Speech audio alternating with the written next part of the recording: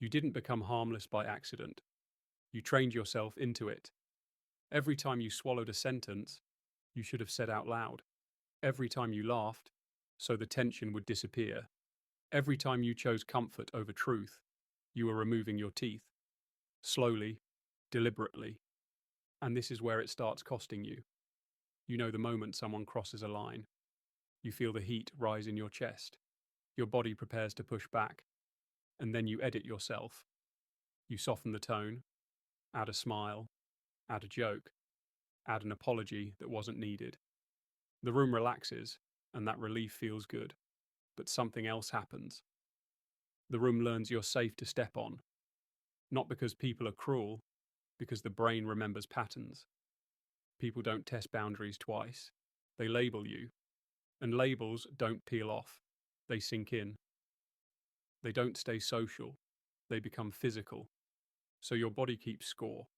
Every unsaid sentence doesn't disappear, it stores. In your jaw, in your shoulders, in your sleep. In the way you rehearse conversations that already ended. That's not anxiety. That's aggression, with no permission to move. You are not calm, you are compressed, and compression leaks. It shows up in posture, in tone, in hesitation. Others feel it instantly, even if nobody talks about it. You were rewarded for it. Teachers called it good behavior. Jobs called it professionalism. Friends called it being easygoing.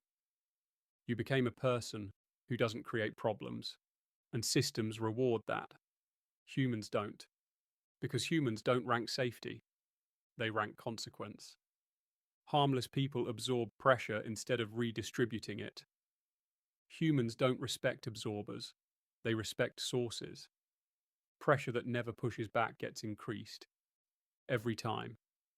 And eventually the role becomes invisible. You don't feel like you're adapting anymore, you feel like that's just who you are. This doesn't ruin your life overnight.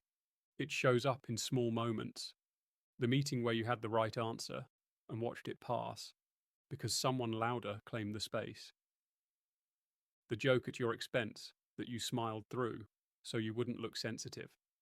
The decision made without you, even though it affects you. Not dramatic, just consistent. And consistency rewires reputation. You become the person who adjusts, the person who absorbs. And understanding people get leaned on heavily. Not because they're weak, because they never signal a stopping point.